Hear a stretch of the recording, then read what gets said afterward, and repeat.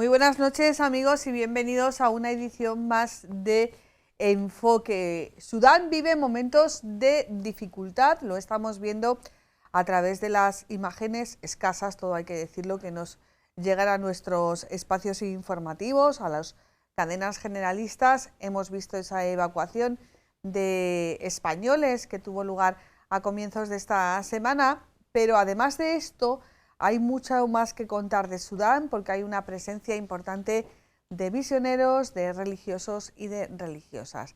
Hoy hablamos de Sudán, lo hacemos aquí en Enfoque y vamos a ver en primer lugar nuestro vídeo. Sudán vive momentos difíciles. Desde hace más de una semana el conflicto latente entre el ejército y los paramilitares ha saltado a las calles y ya se cuentan 500.000 de civiles muertos. Las causas inmediatas del enfrentamiento entre las Fuerzas Armadas sudanesas y los paramilitares de las RSF tienen que ver con la integración de estas últimas dentro de la estructura del ejército sudanés. Ese lunes, las Fuerzas Armadas españolas conseguían evacuar del país africano a más de una treintena de españoles y otra treintena de 11 nacionalidades que aterrizaban en Torrejón de Ardoz. Una operación coordinada por los Ministerios de Asuntos Exteriores y Defensa que se ponía en marcha el domingo por la noche, tras varios días esperando que las condiciones sobre el terreno fueran apropiadas. El avión militar español, un Airbus A330, despegó de Jartum poco antes de las 11 de la noche, hora de Madrid, con 72 pasajeros a bordo, 34 españoles y los demás de 11 nacionalidades distintas.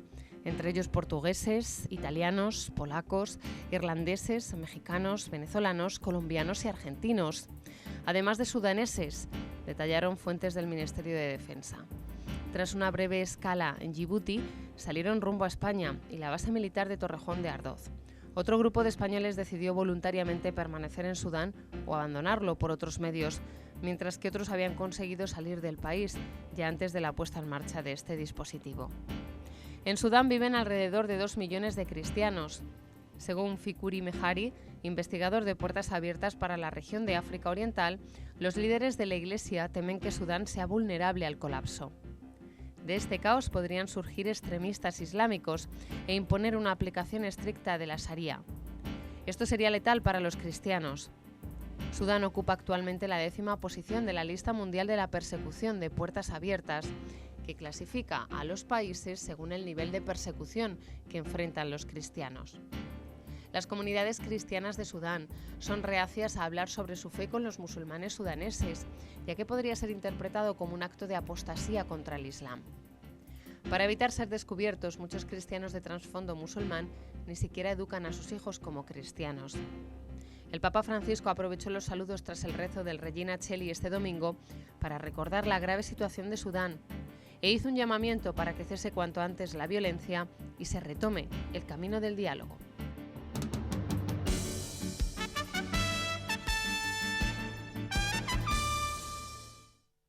Bueno, pues situación realmente complicada, dramática la que se vive en Sudán. A lo largo de este programa vamos a contar con el criterio, con la experiencia de diferentes personas, fuentes casi podemos decir de primer nivel, que o bien han estado en Sudán o bien trabajan en Sudán. Y como acompañante en este programa está Javier Fariñas, redactor jefe de Mundo Negro. Javier, buenas noches. Muy buenas noches, Ana. Muchas gracias por la invitación. Muchísimas invitación. gracias. Estás en tu casa, ya lo sabes. Gracias. Decía yo esta mañana cuando hablaba de este programa con Teresa Martín Tadeo que si alguien en España sabe del África Negra, uno de esos eres tú.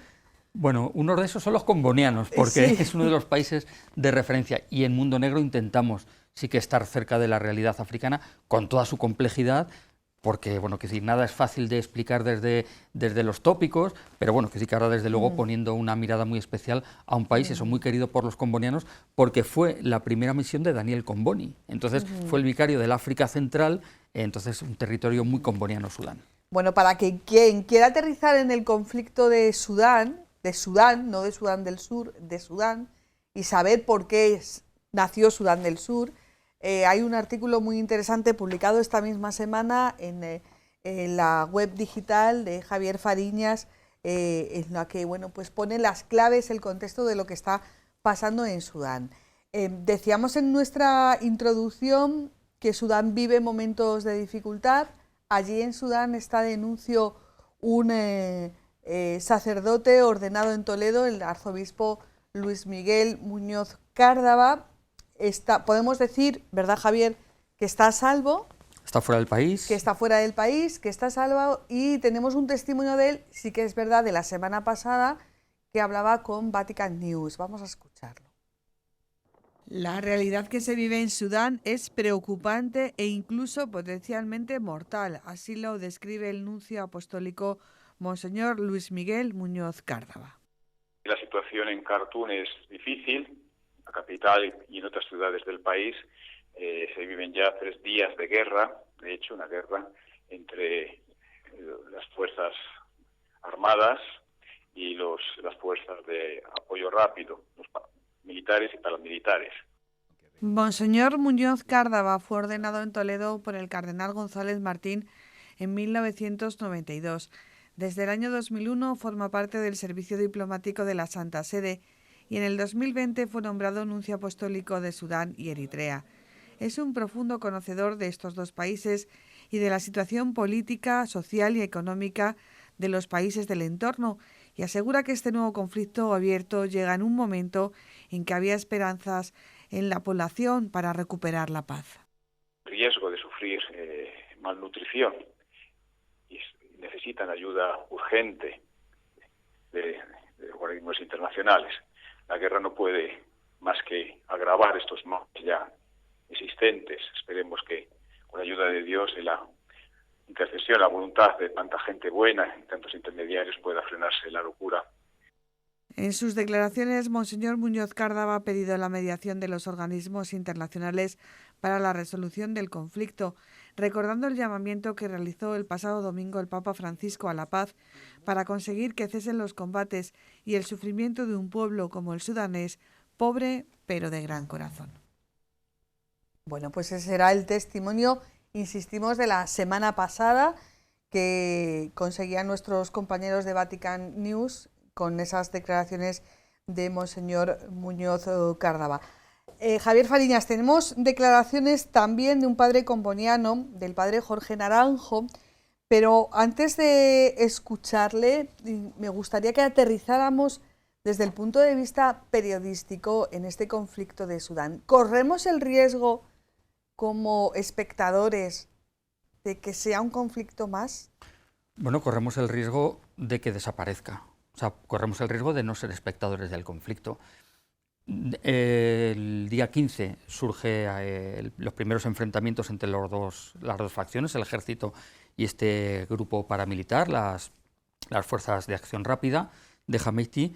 Desde entonces se han hecho eco algunos medios de comunicación con distinta intensidad. Todo hay que decirlo, ha habido casos bastante interesantes en España de un seguimiento de lo que acontecía en Sudán, pero de jueves, viernes de la pasada semana hasta el inicio de esta, las informaciones ya se han volcado directísimamente en la evacuación de la comunidad internacional. Nosotros, evidentemente, de los españoles, de los 70 y tantos que volvieron, entre ellos un comboniano español, el padre José Javier Parladé, que lleva toda la vida allí en Sudán, y me parece muy interesante, que sí que evidentemente hay que mirar por la salud y la integridad de los nuestros, pero ahora corremos el riesgo de, si el conflicto no avanza, no es que no avance ni para bien ni para mal, es que se eternice en una situación de conflicto larvado, como hay tantos otros, no solo en África, sino en el mundo, que ya desaparezca. Una vez que los nuestros están a salvo, pues vamos a ver qué ocurre con el conflicto, porque podemos ser espectadores o ya no serlo, como ha ocurrido con tantas otras realidades del continente africano y de los pueblos del sur. Bueno, a Jorge Naranjo le puedes presentar tú perfectamente, ¿no? Bueno, pues Jorge Naranjo es uno de esos combonianos, bueno, es uno de esos misioneros que a pesar de las dificultades de todo, pues deciden quedarse con su pueblo. Casualmente, el padre Jorge Naranjo venía de descanso y de vacaciones a España un tiempo y salió de Jartum el viernes día 14 de abril, un día antes de producirse los primeros combates en la capital, en Jartum.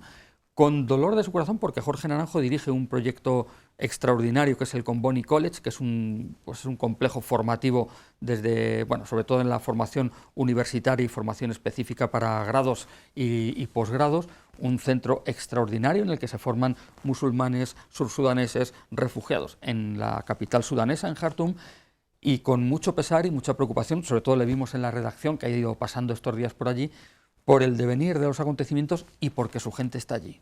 Evidentemente, su padre está aquí, su padre está tan contento de que Jorge esté aquí en España, pero él desde luego lo que tiene ganas es de volver y de estar con los suyos en un momento en el que también físicamente el Comboni College está relativamente cerca de donde se está librando algunos de los combates más importantes en la capital. Bueno, entonces, pues ahí está. A Jorge Naranjo le pedíamos esta mañana que nos diera las claves de cómo se ha llegado hasta este momento.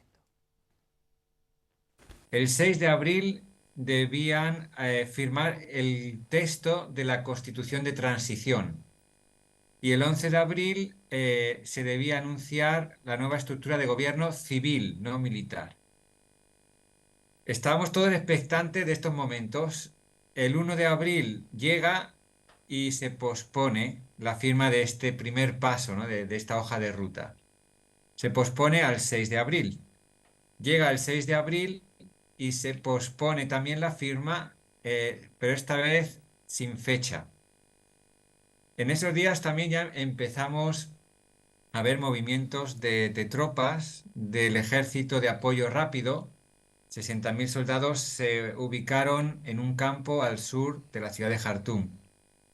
Empiezan también a salir en los medios de comunicación local divergencias entre las dos partes que hoy están en conflicto, ¿no? El ejército regular y las fuerzas de apoyo rápido. Divergencias sobre la manera de integración, es decir, este acuerdo incluía que las fuerzas de apoyo rápido debían integrarse en el ejército regular y discutían cómo hacer eso, con qué condiciones, ¿no? Y ahí es donde empezaban a emerger divergencias y luego los hechos han demostrado que esas divergencias eran muy fuertes. Pero vamos, pensábamos que cuando las fuerzas de apoyo rápido desplazaron todas estas fuerzas hasta la ciudad de Jartum, no era porque estuvieran preparando un golpe de Estado, digamos así, sino porque querían hacer ver su fuerza para conseguir lo máximo posible en el proceso de negociación. Javier, estamos hablando de un conflicto, por tanto, entre el ejército de Sudán y unas fuerzas paramilitares rebeldes en las que había un acuerdo de que estas fuerzas se iban a integrar en el ejército. Sudán ha sido una dictadura hasta hace, como aquel que dice, 4 días. Está en proceso de instaurar esa democracia. Entonces, ¿podemos hablar de un conflicto político, social, económico, o hay también algún condicionante más? No sé si religioso, por ejemplo. ¿Me puedo extender un poquito, Ana? ¿Te puedes extender? Quiero decir que a lo mejor nos tenemos que ir un poquito más atrás. Sí. El dictador sudanés, Omar Hassan al-Bashir, 30 años en el poder, con una dictadura durísima, mantuvo el poder en base, sobre todo, a la potencia y a la fuerza del ejército sudanés. Entonces, el jefe o uno de los generales fuertes del ejército era al-Burhan. Este nombre es clave en esta historia, al-Burhan. Sudán tiene un conflicto con tintes de distinto calado en el oeste del país, en Darfur, un conflicto que todavía está latente, y para sofocar esa rebelión, para sofocar aquel descontento con al-Bashir, se crea una fuerza paramilitar, esas fuerzas de acción rápida, de apoyo rápido que acaba de mencionar el padre Jorge Naranjo, y a las que pone, son los conocidos como Janjaweed, y a las que pone al frente a un señor que tiene el sobrenombre de Hameiti. Los dos son militares, en principio, uno del ejército regular, otro de este grupo paramilitar, con un peso específico grandísimo durante la época del anterior dictador, de al-Bashir. Al-Bashir cae, esta fuerza, por cierto, estas fuerzas de apoyo rápido tienen 100.000 hombres, que es mucha gente. O sea, es un grupo paramilitar, pero no son 50 ni 60. Es un grupo paramilitar instigado por el gobierno. Fomentado por el gobierno. Fomentado por el gobierno. Y muy potente y con mucha gente. O sea, son 100.000 soldados. O sea, es un ejército respetable. Entonces, al-Bashir cae, entre otras cosas, sí, por un golpe de Estado al final, pero sobre todo por el peso de la sociedad civil sudanesa, que se propone que acabe la dictadura. Es la que sale a la calle, la que se pone casi a pecho descubierto frente al ejército, frente a la policía. Bueno, termina ese proceso, cae la dictadura de al-Bashir y se forma un consejo soberano en el que ejército y civiles dicen que en el proceso de transición, que va a durar 38 meses, 21 meses va a gobernar, va a mandar el ejército, y el resto de los meses, 18 o 19 meses restantes, va a ser la sociedad civil. Digamos que parte en el tiempo, 50% manda el ejército y 50% manda la sociedad civil. La primera mitad de ese trayecto es fenomenal, porque manda el ejército y la sociedad civil. Hay un primer ministro, Han Dok, que es un economista, que es un burócrata, que bueno, pues manda, hace lo que puede. El país empieza a salir de esa transición, pero llega el momento en el que la sociedad civil le llega el momento de tomar el poder. Año 21. Entonces, el presidente del Consejo Soberano, Al-Burhan, al que hemos nombrado antes, sí, pues ese señor dice que evidentemente la sociedad civil sudanesa no está preparada para gobernar, que tienen que ser los militares los que tienen que seguir gobernando. Ya. Entonces, da un autogolpe de Estado, porque él era el presidente del Consejo Soberano, da un golpe de Estado apoyado por Hemedti. Hemedti es responsable de la represión contra los civiles que hubo en el año 2021. Por tanto, hasta el año 2021, Al-Burhan y Hemedti, con distintas personalidades, distinto grado de sí, pero iban en la misma dirección. Van en la misma dirección. Al-Burhan da un golpe de Estado, la sociedad civil protesta en la calle y Hemedti provoca una represión brutal con centenares de muertos de los que nadie se ha hecho responsable. Entonces, a partir del 21, Al-Burhan sigue presidiendo el gobierno de transición, el Consejo Soberano. Incumpliendo ya el acuerdo. Incumpliendo el acuerdo y emplazándose a esas fechas que decía Jorge, este mes, en abril de este mes de este año 2023, hace un par de semanas, de nuevo tenía que darse el proceso para que la sociedad civil tomara el poder. Y en este momento, por egoísmos, por celos y también por la integración, Jorge lo comentaba, por la integración de esas fuerzas de acción rápida de Hemedti en el ejército regular, pues al final esa es la excusa de un proceso que al final lo que hace es, lo primero, provocar una situación de inestabilidad tremenda en el país y, en segundo lugar, cercenar otra vez el proceso de transición. El proceso de transición hacia una democracia en Sudán del Sur ha quedado paralizado de nuevo. De ahí el título de tu artículo, ¿no? Los militares llevan a Sudán del Sur a punto de un incendio. Sí.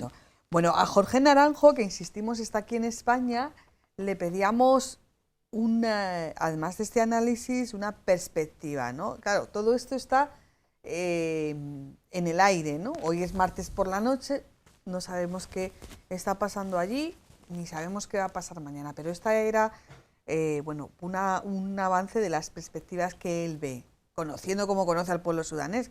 Claro que eso es importante. Claro.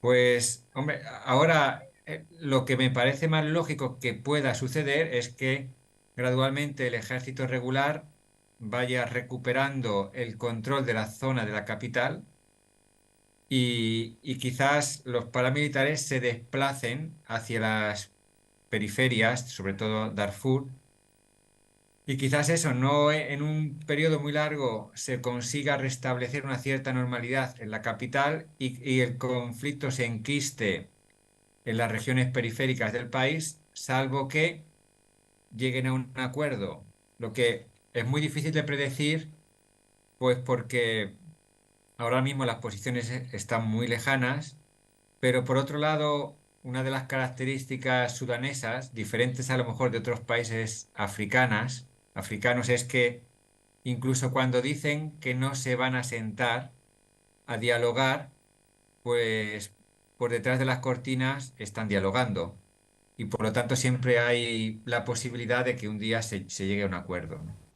Bueno, se nota que conoce al pueblo sudanés, Claro, eso es muy interesante porque, sobre todo escuchando la dialéctica de Al-Burhan y de Hemedti en estos últimos días, ha habido varios intentos. Ahora estamos en un, no sé si tercer o cuarto intento de una tregua. En los primeros días Estados Unidos presionó fuertemente para que hubiera una tregua, que se saltaron a la torera. Incluso luego, con el final del mes sagrado del Ramadán, sí, pues pidieron 3 días de tregua para el pasado fin de semana, cosa que no se consiguió. Y en esas previas, Hemedti dijo que estaba dispuesto a la tregua, pero que en ningún caso se sentaría con un asesino. Y Al-Burhan le respondió que ni tregua ni gaitas, que la única salida al conflicto sudanés era a través de las armas. Entonces, la dialéctica de ambos es clarísima. Lo que ocurre que la reflexión de Jorge, ese conocer al pueblo sudanés, nos hace albergar esperanzas de que al menos se sienten a negociar, se sienten a hablar y a dar una salida a un conflicto que desde luego ahora mismo lo que está es en un equilibrio muy, muy, muy inestable y no se sabe qué es lo que puede pasar ni en las próximas horas ni en los próximos días. Los combonianos han puesto en marcha ese Comboni College, que es una universidad de la que nos hablábamos, y claro, todo esto llega en un momento en el que el país estaba albergando esperanzas de tener un periodo de paz, de tranquilidad. También en ese sentido hablaba el nuncio. Vamos a profundizar un poquito más sobre lo que es el Comboni College. Sí, es una universidad que fue aprobada por el Ministerio de Universidades e Investigación Científica de Sudán en el 2001 y bueno, tenemos casi 800 estudiantes, son 60% sudaneses, 25% son refugiados de Sudán del Sur y un 15% más o menos son eritreos y etíopes. Y bueno, pues a través de esta institución universitaria intentamos ayudar a todos estos jóvenes locales de familias desplazadas por la guerra o refugiadas, pues a tomar el futuro en sus manos a través de grados de informática, tecnología de la información. Hemos empezado también recientemente enfermería, ¿no? Porque el sistema sanitario local carece de enfermeros cualificados. Y bueno, pues a través de estos programas universitarios e iniciativas también en el ámbito empresarial, ¿no? Tenemos una incubadora de compañías pues para ayudar a estos jóvenes también a empezar sus proyectos empresariales, sobre todo en el ámbito digital. Se trata de sembrar y no dejarse llevar por la desesperanza. Es decir, Comboni decía que hay que regenerar África a través de los africanos. Entonces, pues esos africanos que puedan tener esta capacidad de regenerar el continente tienen que ser personas capacitadas, educadas, y es lo que intentamos hacer a través de la universidad. Javier, tiene que ser muy frustrante, ¿no? Que cuando proyectos así, con el trabajo que cuestan, se ponen en marcha, que, bueno, de alguna manera vean peligrar su futuro. Ya no las instalaciones, en unos minutos veremos cómo ha quedado, por ejemplo, un centro de formación profesional de los salesianos en Jartum. Es que no es que destruyan las instalaciones, que eso total lo vuelves a construir.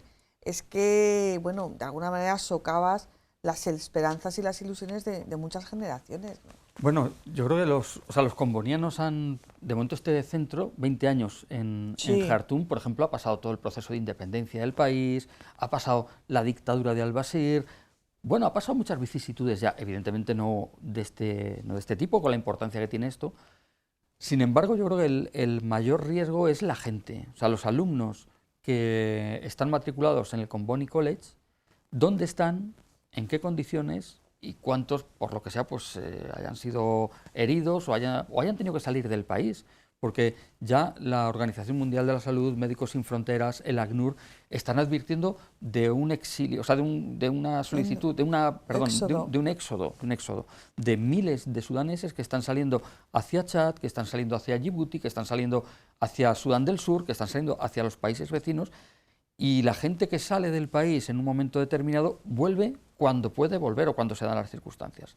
Si el conflicto, esperemos que no, se alarga en el tiempo y tiene a Jartum, la capital, como centro de los enfrentamientos entre el ejército y la facción de Hemedti, ¿cuándo van a volver esos alumnos?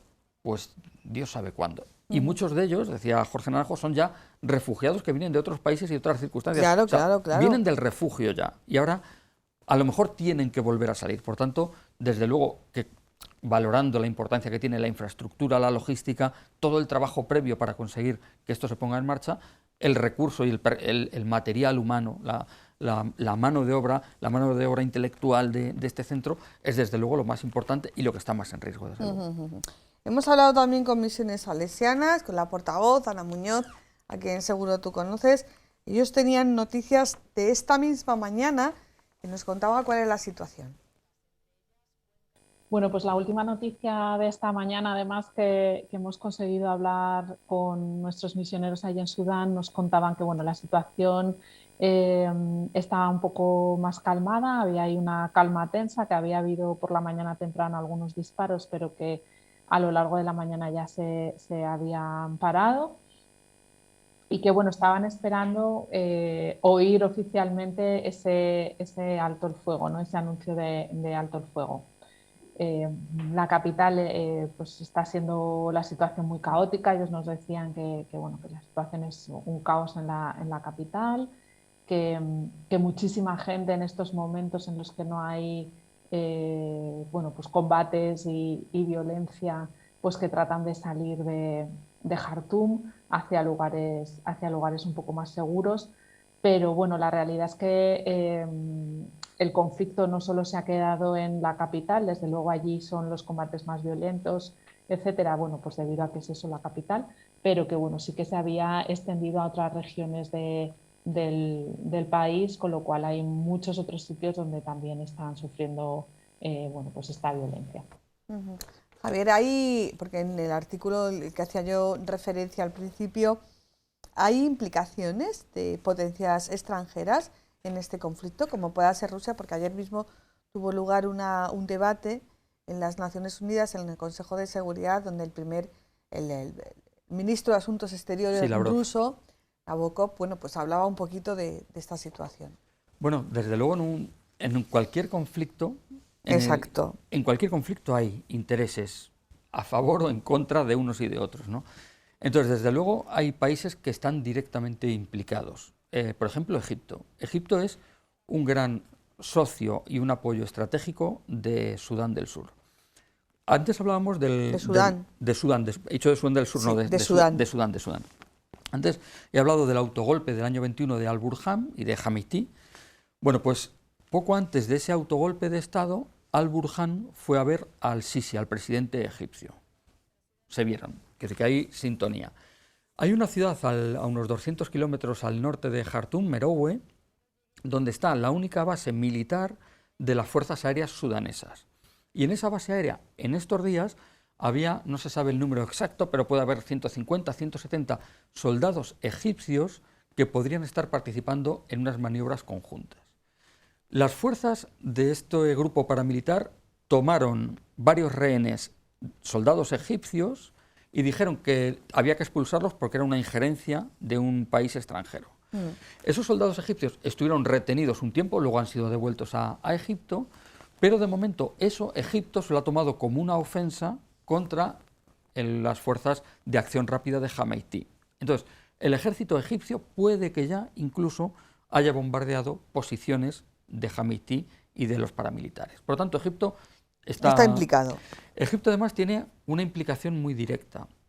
Egipto tiene una dictadura, la de Al-Sisi, y a Egipto no le interesa un gobierno civil en Sudán, porque si hay un gobierno civil en Sudán, los egipcios pueden pensar, oye, nosotros también no?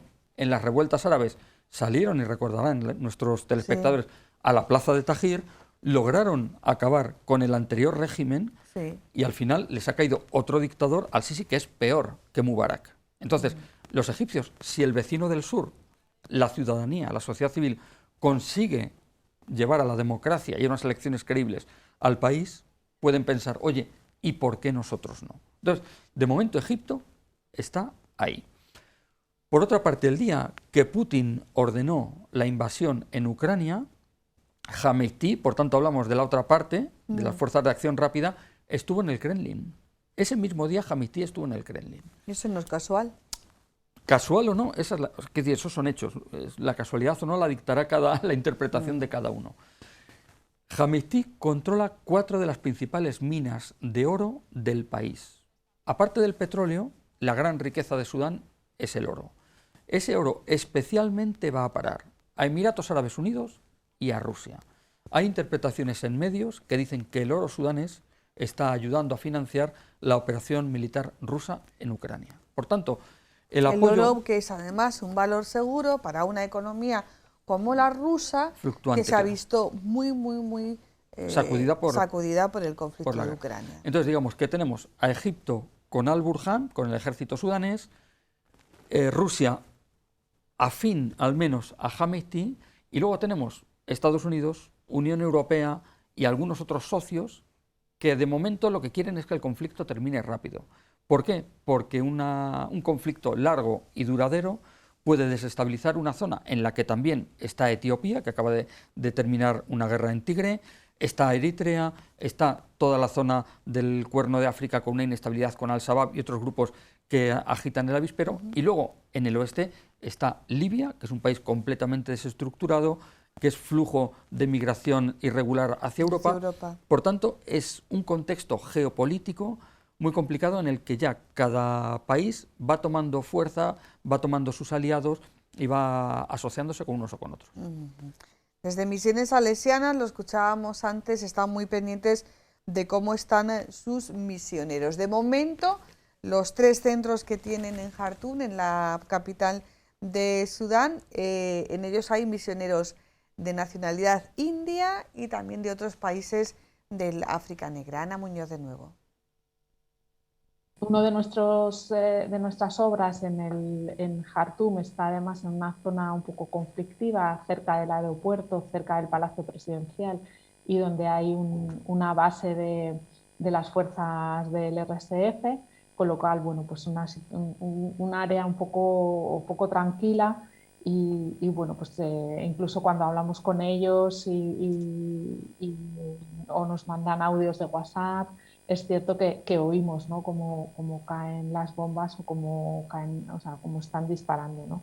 Con lo cual desde aquí también lo vivimos con mucha preocupación.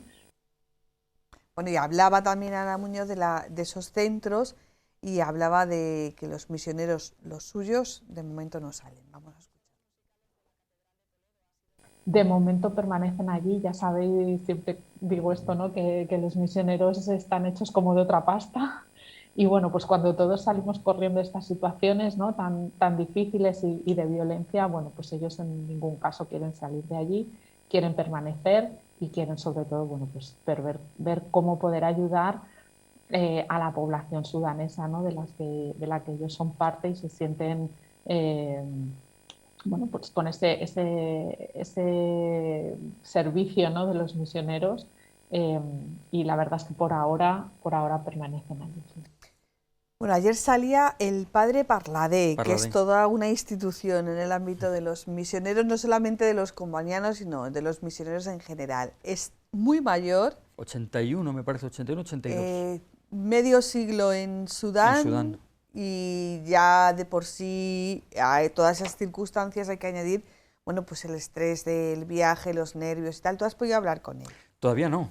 Ah, todavía que habías hablado con él. No, porque ha tenido algunos medios, pero sí que es verdad que nosotros hemos preferido dejarle descansar, ¿no? El director de Mundo Negro ayer llegó a la casa de los combonianos en torno a la 1 y pico, y el director, el padre Quicaballo, sí que tuvo un rato de charla con él, y es verdad que no queríamos abrumarle, que es que es una persona de 81, 82 años, que ha pasado por una situación pues un poco, bueno, muy compleja, que cayó una bomba en la sacristía, se incendió, bueno, que sí que vieron que tenían que salir, se fueron a otra comunidad comboniana al otro lado del Nilo Azul, atravesando la ciudad en unas condiciones no fáciles, desde luego, todo lo que significa para una persona que quiere estar allí tener que volverse, porque el padre Parladé es un hombre ya muy mayor y con la salud, o sea, la tiene bien, sobre todo, y el ánimo muchísimo mejor que Sí, bueno, las imágenes que hemos visto en televisión, claro, pues el hombre pone mucho de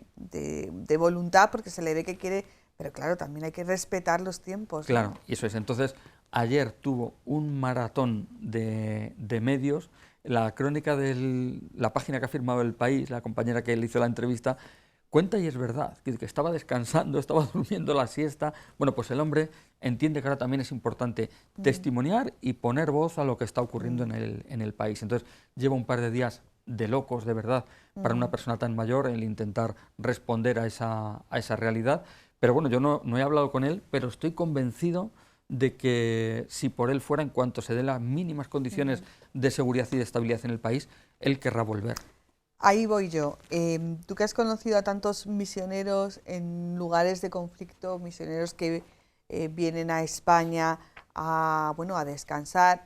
Ese descanso normalmente son pruebas médicas, son ITVs. médicos, ITVs. no solamente en lugares de conflicto, también en lugares de misión que pueden ser más o menos tranquilos, pero que no tienen las condiciones y las circunstancias que tenemos nosotros aquí. ¿Por qué siempre quieren volver y por qué nunca se quieren ir, Javier? Bueno, lo primero quieren volver porque su casa es aquella. O sea, que al final su casa, tú imagínate que tú, en vez de vivir aquí, pues tú vivieras en, yo qué sé, en Nantes, yo qué sé. Entonces, puedes venir, nos ves a los amigos, ves a la familia, pero tu casa, tu vida es aquella. O sea, al final, aquí tienes una parte de tu vida que es tu familia, en este caso es tu congregación, son tus raíces personales, tus raíces de fe. Pues el padre Parladé, pues ya entiendo que la familia pues serán, no sé si tiene hermanos ahora o sobrinos, y bueno, que sí que tiene parte de familia, amigos y demás, pero su vida, su trabajo y su misión está allí. Entonces, que sí que es lógico que se quieran volver, porque en ese sentido, y ellos también lo hablan con tanta naturalidad que digamos que es igual que cualquiera de nosotros. Quieres volver a tu vida. Las vacaciones es un tiempo, entre paréntesis, de la rutina diaria. Entonces, junto a eso, el añadido de que te vienes cuando están allí, cuando allí están viniendo maldadas. O sea, te vienes cuando más te necesitan los tuyos. El padre Jorge, que lleva también toda la vida, su vida misionera en Sudán prácticamente, el padre Jorge los primeros días, la semana pasada, cuando venía por la redacción, se le veía muy preocupado y se le veía casi contando las horas para ver cuándo puede volver. O sea, él venía para un descanso de un mes, iba a estar un mes y poco, y ya está pensando a ver si cuando tiene el billete de vuelta, ese día va a poder ir. Las circunstancias ahora indican que mucho tienen que cambiar las cosas para que pueda volver a Sudán. Pues mientras no pueda volver a Sudán, ni el padre Jorge ni el padre Parladé van a estar tranquilos porque su vida está allí y también su proyecto vital.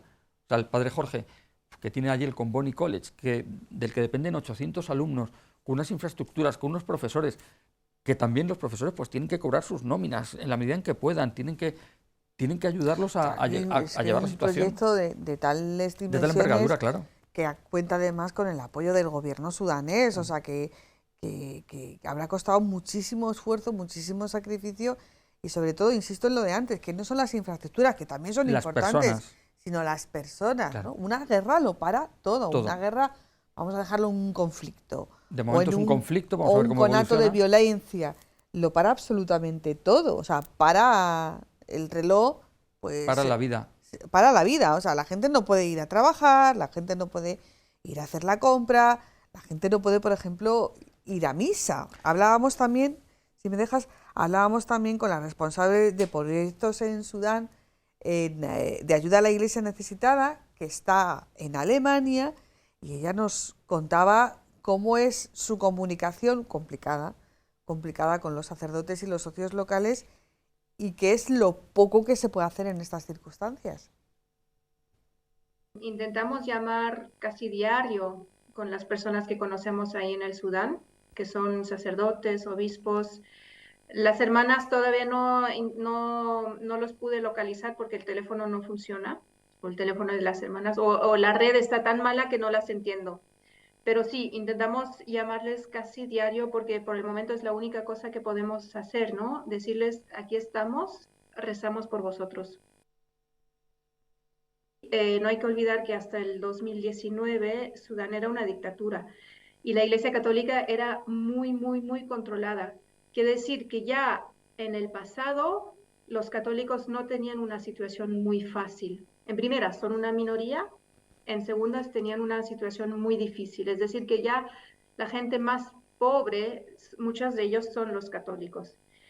Y la iglesia, digamos lo que es el personal de la iglesia, muchos de ellos o son misioneros extranjeros o del Sudán del Sur, pero los que son de veras sudaneses, también en el cuerpo de la iglesia, son la minoría. Y uno de los misioneros, por ejemplo, me dijo justo ayer en el teléfono, pues la situación es terrible, es como en un infierno, pero yo no soy sudanés. En el peor de los casos, podría salir, pero los que lo sufren son los sudaneses.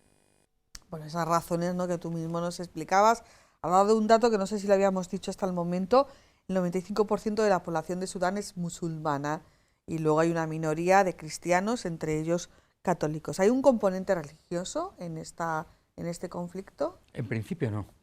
Es verdad que las generalizaciones pues engañan la realidad, pero en este caso el conflicto no es una lucha de poder, con esos antecedentes que hemos visto. No podemos, o sea, esto no surge el día 15 de abril, así por arte de birlibirloque, pero en principio no. Y es interesante, pues sí, referirnos a esa realidad que sobre todo dividió sociológica y religiosamente el Sudán, el Gran Sudán, antes de la independencia del 2011, porque el norte es fundamentalmente musulmán y de raza árabe, mientras que el sur es población negra, cristianos y animistas. Entonces, ahí sí que el condicionante racial y religioso, junto a otros muchos, pues marcó mucho la independencia de Sudán del Sur del norte. País que ha visitado muy recientemente el Papa Francisco, de la mano del líder anglicano, sí. Y en el que, bueno, yo creo que es el país más joven del mundo, ¿no? Sudán del Sur. Me parece que sí es el país más joven del año 2011 y un país con unas enormes dificultades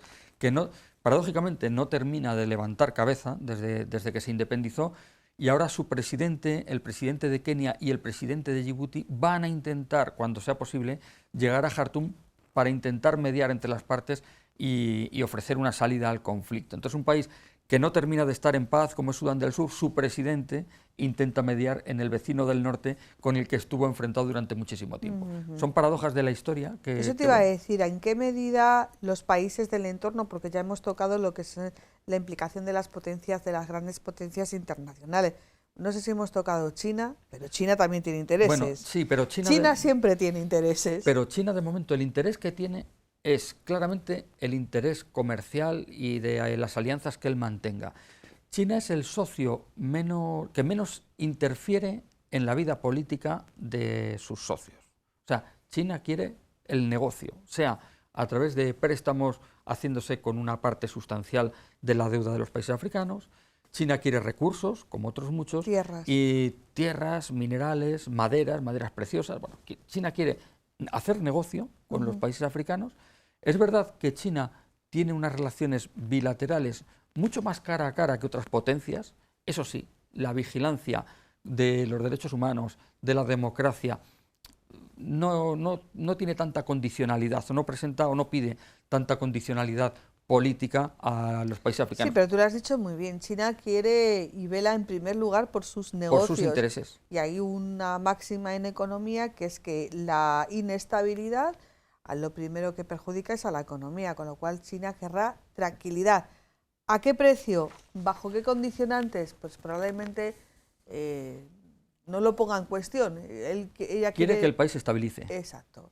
Y que sus intereses económicos se salvaguarden. Se mantengan y ella pueda seguir haciendo. Vamos con los países del entorno, porque en esta parte del Cuerno de África las poblaciones son un auténtico ir y venir, éxodo tras éxodo, siempre marcados por la guerra, por el hambre, por las epidemias, por la necesidad. Por los conflictos. Por los conflictos. Entonces, hablamos antes de Egipto, que es en principio socio y parte muy interesada, socio del ejército y de Al-Burhan.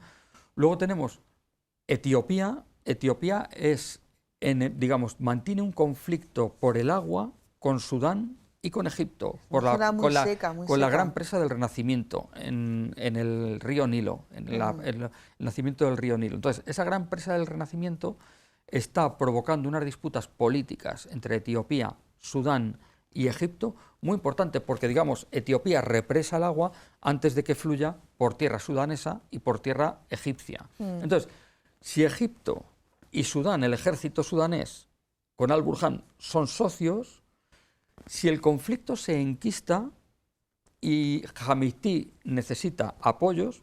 A tirar de Etiopía. Podría ser, pero esto es una suposición. Es decir, que al final esto ya es política ficción, pero todo hace indicar que desde luego Etiopía no va a apoyar al mismo lado o va a empujar en el mismo lado que el ejército egipcio, por ejemplo. Sí. O sea, eso es una suposición, pero esa suposición está ahí.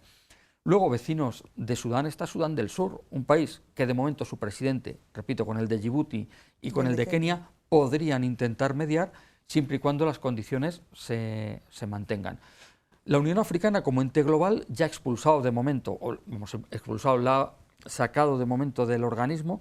La Unión Africana hecho Unión Europea no. La Unión Africana tiene una norma por la cual países con golpes de Estado, con conflictos, salen inmediatamente de la organización hasta que no vuelven a estar estabilizados. De momento la Unión Africana ha sacado a Sudán del organigrama y de la toma de decisiones.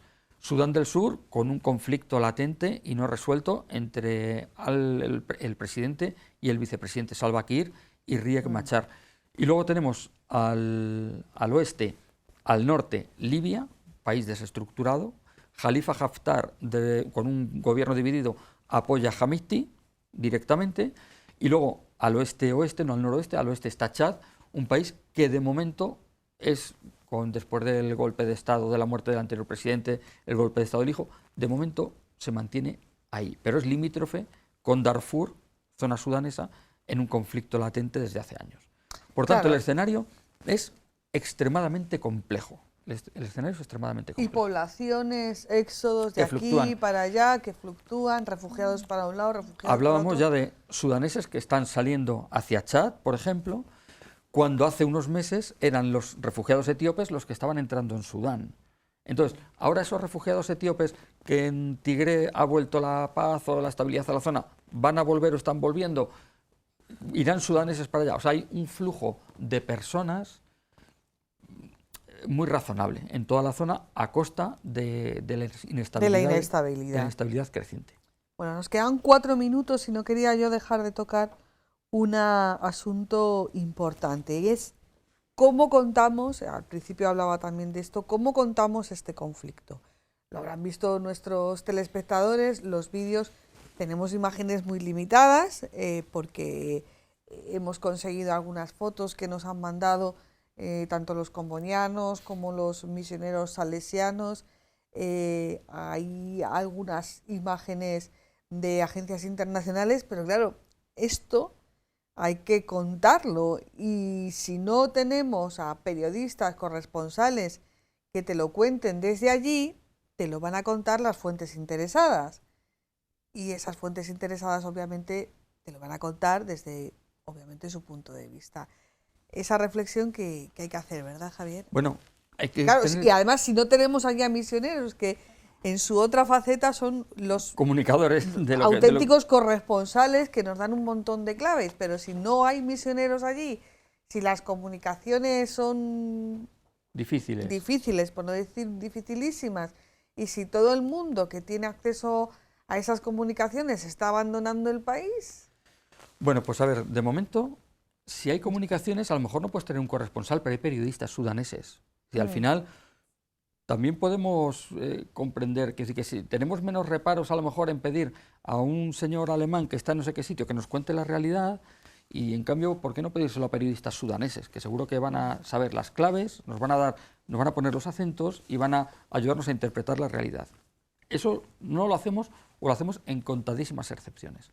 Y luego, ¿por qué no consultar los medios locales? Es decir, que hay medios digitales en Sudán, muchos no hay la oferta que aquí, pero hay medios sudaneses que están contando realidades, como que el anterior presidente que estaba en la cárcel, pues ahora está en paradero desconocido, está en un hospital, no se sabe. Al-Bashir estaba encarcelado por crímenes de guerra y no sé cuántas cosas. En cuestión de días ya no sabe, ha desaparecido, se asaltó la cárcel. Bueno, pues eso los medios sudaneses lo están contando. Y los medios sudaneses están contando cómo se respetan o no se respetan los altos el fuego. Los medios sudaneses dan voz a la ciudadanía, a las fuerzas civil. A las fuerzas para el cambio y la libertad, que es la plataforma civil que está empujando más por democratizar el país. Entonces, hay sudaneses que lo cuentan y hay medios sudaneses que están en línea y que actualizan su información igual que nosotros. Entonces, bueno, hay veces que no actualizamos porque no podemos, y otras porque nos da pereza, o como hemos dicho tantas veces, porque Sudán no nos interesa o nos interesa poco. Y ahora que ya nuestros nacionales han salido de allí, habrá que ver hasta cuándo dura la cobertura de Jartum. Eso era lo mismo con lo que remataba la entrevista el padre Jorge Naranjo. No te olvides de Sudán, no os olvidéis de Sudán, nos lo imploraba, ¿no? Porque, bueno, pues recordamos, por ejemplo, las viñetas de Forges, ¿no? No te olvides de Haití. Hay tantos conflictos olvidados, y aunque tú nos lo has explicado muy bien, que hay intereses estratégicos, geopolíticos, que nos afectan a nosotros, porque, claro, la injerencia... Bueno, no voy a decir injerencia, la implicación de las potencias extranjeras, por ejemplo, potencia extranjera es la Unión Europea y ahí estamos nosotros, bueno, pues yo creo que nos deberíamos de interesar, y ya solamente por las personas que están allí sufriendo. Pero bueno, si eso no es suficiente, que yo creo que debería ser, por lo menos por lo que nos pueda afectar en nuestro día a día. Javier, ¿cuándo sale Mundo Negro? Pues Mundo Negro sale ahora con un monográfico sobre Ghana. Es un monográfico, la actualidad de Sudán la iremos colgando en la web. Hemos estado trabajando todo un mes con 2 compañeros que han ido a Ghana en un monográfico 68 páginas sobre este país del occidente africano, poco conocido. Uno de los Iñaki Williams y estos del Athletic de Bilbao, que sí, los hermanos Williams. Pues uno de ellos, bueno, los dos son de origen ganés, uno optó por la selección de Ghana uno optó por y otro por la Ghana, española. sí. Bueno, pues de ese país vamos a hablar en nuestras 68 páginas del mes y ya, como se está ya calentito y casi en las casas, pues ya estamos trabajando en el de junio. Vale, y ese libro también que se va a presentar muy pronto en Madrid, sobre esa recopilación del magisterio africano, no sé si lo puedo decir así, del Papa Francisco. Sí, Avarisa Francisco, el magisterio del Papa sobre África en sus primeros 10 años de pontificado. Un recopilatorio editamos en Mundo Negro, hemos recopilado discursos, palabras en ángelus, en homilías, en audiencias, en viajes apostólicos, bueno, en definitiva, donde se ha pronunciado el Papa, pues todo lo que ha dicho sobre el continente africano en 10 años son 419 referencias, 420 si incluimos la entrevista que concedió a Mundo Negro. Y todo eso en un único volumen, probablemente, yo no he visto el libro, pero lo veré, espero, probablemente datado por países o por temas, con un índice temático, es cronológico. O sea, la lectura y la recopilación ha sido estrictamente cronológica. Desde marzo del 2013 hasta la vuelta del Papa del viaje de Sudán del Sur y República Democrática de Congo. Más la entrevista concedida a Mundo Negro. Pues muchísimas gracias, Javier. Hemos hecho, yo creo que has hecho, mejor dicho. Hemos hecho. Un buen análisis de este conflicto de Sudán. Hemos aportado desde esta casa lo que buenamente podíamos, contactando con misiones salesianas, con los convenianos, con ayuda a la Iglesia necesitada. A todos ellos también les agradecemos la colaboración en este programa. Muchísimas gracias, Javier. Buenas noches. Buenas noches, hasta la próxima. Y a todos ustedes, esperemos que este programa, por lo menos, haya sido útil. Volvemos la semana que viene. Buenas noches.